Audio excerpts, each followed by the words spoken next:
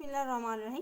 تشکیل پاکستان، ہم نے یہاں تک پڑھ لیا تھا کہ ہندوستان نے سیلف گورنمنٹ کا مطالبہ کر دیا۔ جنگ عظیم جب اول ہوتی ہے تو ہندوؤں کے دلوں میں ایک جوش پیدا ہو جاتا ہے۔ کانگریس اور لیگ میں ایک معاہدہ ہوتا ہے میثاق لکھنؤ کے نام سے۔ برطانیہ حکومت 20 اگست 1917 کو یہ اعلان کرنے پر مجبور ہو جاتی ہے کہ ہندوستان کو خود اختیاری حکومت دے دی جائے گی۔ جیسے ہی جنگ کا خاتمہ ہو جاتا ہے تو برطانوی حکومت وہ اپنے وعدے سے مکر جاتی ہے۔ ترکی کے وہ ٹکڑے ٹکڑے کرنے کا سوچ لیا جاتا ہے۔ اس دوران تحریک چلتی ہے، تحریک عدم تعاون، گاندھی اور علی برادران کی مدد سے۔ ہندو لیڈروں نے شودھی اور سنگٹن کی تحریکیں وہ شروع کر دی۔ شودھی مسلمانوں کو ہندو بنانا، سنگٹن مسلمانوں کو ختم کرنا، ملک سے نکالنا۔ اس سے حالات وہ مزید خراب ہو جاتے ہیں۔ برطانوی حکومت سائمن کمیشن کو بھیجتی ہے کہ مسلمانوں کو اور ہندوؤں کو ایک نقطۂ نظر پر وہ متفق کیا جائے۔ ایسا کرنے میں سائمن کمیشن ناکام رہتا ہے اور کہتا ہے کہ آپ لوگ اپنے لیے ایک قانون نہیں بنا سکتے۔ نہرو وہ نہرو رپورٹ پیش کرتا ہے۔ قائد اعظم اس کے جواب میں وہ 14 نکات پیش کرتے ہیں، تجاویز دہلی کے نام سے بھی جانے جاتے ہیں۔ اس کے بعد اور بہت ساری تحریکیں وہ شروع ہو جاتی ہیں۔ سول نافرمانی کی تحریک 1935 میں نیا گورنمنٹ آف انڈیا ایکٹ نافذ ہوتا ہے۔ اس کے نافذ ہونے سے کیا ہوتا ہے کہ 1937 کو جو انتخابات ہوتے ہیں، کانگریس وہ 6 صوبوں میں کامیاب ہو جاتی ہے۔ جیسے ہی کانگریس 6 صوبوں میں کامیاب ہوتی ہے تو مسلمانوں کو آنکھیں دکھانا شروع کر دیتی ہے۔ اردو ہندی تنازع شروع ہو جاتا ہے، اردو کو ختم کرنے کی کوششیں شروع ہو جاتی ہیں۔ ہندی زبان کو وہ رائج کرنا چاہتے ہیں کہ ہندی زبان کو ہم لے آئیں، یہ ہندوؤں کی اپنی زبان ہے۔ ہندوستان میں مسلمانوں پہ یہ بہت زیادہ نازک وقت تھا۔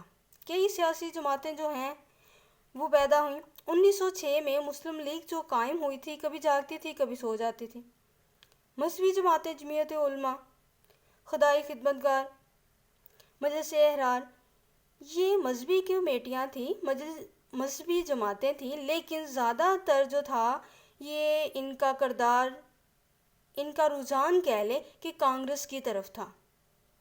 ساری تو نہیں، کچھ تھی وہ وہ اس طرح کے کام کرتی تھی کہ کانگریس کا زیادہ ساتھ دیتی تھی کہ مسلمان وہ ابھی تک صحیح طرح سے جاگے ہی نہیں تھے۔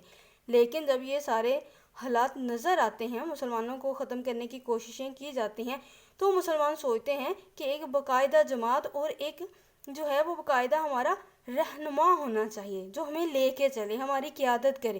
تو ایسے میں وہ قائد اعظم وہ سامنے آتے ہیں اور اپنی جماعت کو وہ ایک جھنڈے تلے اکٹھا کرتے ہیں۔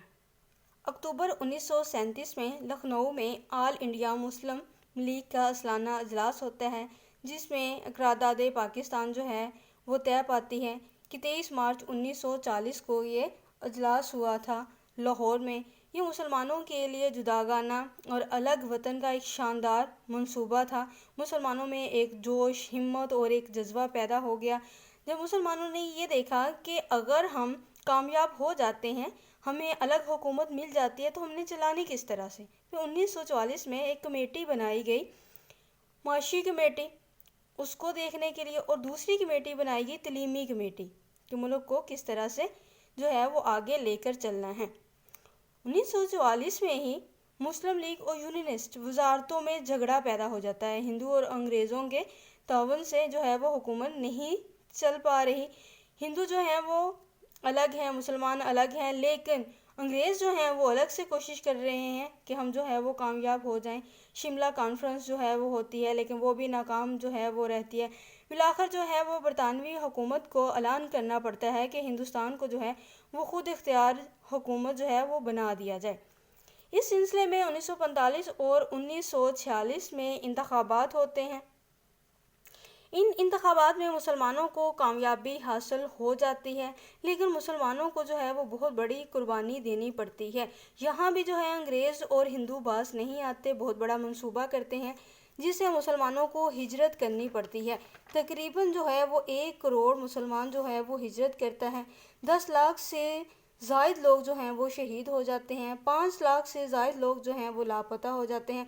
मुसलमानों की ये एक बहुत बड़ी कुर्बानी थी। इस तरह जो है वो हालात बरतानवी हुकूमत के कंट्रोल से बाहर होते जा रहे हैं। तो फिर बरतानवी हुकूमत ऐलान करती है कि फरवरी 1947 को उन्होंने ऐलान किया कि जून 1948 तक जो है वो हिंदुस्तान को खाली कर देगी। 1947 में पंजाब में मुस्लिम लीग की एक ज़बरदस्त तहरीक उठती है। उसमें तलबा, मर्द, औरतें सारे हिस्सा लेते हैं, जिससे बरतानवी हुकूमत को और वाज़ह हो जाता है कि ये अब रुकने वाला नहीं है। ये सिलसिला जो है वो अब चलता ही जाएगा, ये रुक नहीं पाएगा। इससे फ़िरका वाराना फसादात जो हैं वो मज़ीद जन्म लेते हैं। 8-10 लाख बेगुनाह मुसलमानों को बेदरेक जो है वो कत्ल किया जाता है। बरतानिया ने 3 जून को ये फिर ऐलान कर दिया कि मंसूबा बनाया जाएगा अलग आज़ादी के लिए, अलग वतन के लिए। फिर उन्होंने जब 3 जून 1947 को ये अपना एक मंसूबा बनाया और ऐलान कर दिया कि 15 अगस्त 1947 को दोनों मुल्कों को, हिंदुओं को और मुसलमानों को अलग अलग जो है वो खुद मुख्तार हुकूमतें दे दी जाएंगी। इस तरह मुसलमानों की बेपनाह कुर्बानियाँ जो हैं वो रंग ले आती हैं। पाकिस्तान ना सिर्फ मुसलमानों के लिए बल्कि दूसरे इस्लामी ममालिक के लिए भी एक इनकलाब अजीम था। किस तरह से कि इनके मकासद क्या हैं, इनका नुक्ता नज़र क्या है, किस बुनियाद पर इन्होंने जो है वो अलग वतन हासिल किया है। इस्लामी जमहूरियत को तरक्की देंगे, मुसलमानों के साथ जो है वो मसावी हकूक़ होंगे, गैर मुसलमानों के साथ मसावी हकूक़ होंगे, मुसलमानों को उनका हक़ दिया जाएगा, जगीराना निज़ाम जो है वो पाकिस्तान में नहीं होगा, औरतों को उसके हकूक़ दिए जाएंगे। इस तरह से कि पाकिस्तान किस बुनियाद पर बना, ये एक नज़रियाती मुमलकत थी। बाकी इस्लामी ममालिक के लिए भी मुसलमानों का निस्बुल आइन क्या है, वो इस्लाम है। इस्लाम में कौन कौन सी चीज़ें हैं, किस किस चीज़ों को इन्होंने लेके चलना था, कौन सी ऐसी चीज़ें हैं जिनके लिए पाकिस्तान को अलग करना पड़ा, एक अलग सूबा बनाना पड़ा। मसावात, सब्र तकवा, मुस्लिम और गैर मुस्लिमों के साथ मसावी हकूक़ का तहफ़्फ़ुज़, ये सारे के सारे जो थे ये मुसलमानों के बुनियादी नुकात थे कि हमें इस तरह का एक मुल्क चाहिए जिसमें हम आज़ादाना तरक्की कर सकें। नज़रियाती मुल्क जो है वो कायम हुआ, इसके मकासद को सामने रखा गया, लेकिन बहुत सारे मकासद जो हैं वो अभी तक हासिल नहीं हुए। जैसे एक शायर कहता है, जलवा सुबह का अंधों में तो है जोशो खरोश, अकल वालों को वही रात नज़र आती है। घर तो बन गया, घर बनाना बहुत मुश्किल था, बहुत कुर्बानियाँ दी गई, लेकिन इसको चलाना जो है वो आसान है। लेकिन देखें कि बड़ी बड़ी जो कुर्बानियाँ दी गई हैं वो रायगा नहीं जानी चाहिए, इसके बारे में सोचना चाहिए। हमारे नौजवानों को, जो नौजवान नस्ल आ रही है, कि उन्होंने इस मुल्क को किस तरह से आगे लेकर चलना है। जैसे शायर कहता है, शिकवाए जुल्म ते शब से तो कहीं बेहतर था, अपने हिस्से की कोई शमा जलाए जाते। बजाय ये कहने के कि पाकिस्तान में ये नहीं है, वो नहीं है, ऐसा नहीं है, वैसा नहीं है, ये नहीं है, पाकिस्तान जो है वो बेपनाह कुर्बानियों के बाद वजूद में आया है। आपने इनको मद्देनज़र रखना है और पाकिस्तान के लिए बेहतरी करने की, पाकिस्तान को बेहतरीन से बेहतरीन करने की कोशिश करनी है। अपना अपना किरदार जो है वो यहाँ तक हो सकता है उसको निभाने की कोशिश करनी है। आपने इस सबक को बहुत अच्छे तरीके से जो है वो देखना है, पढ़ना है, याद करना है, इसके हम नुकात को मद्देनज़र रखना है।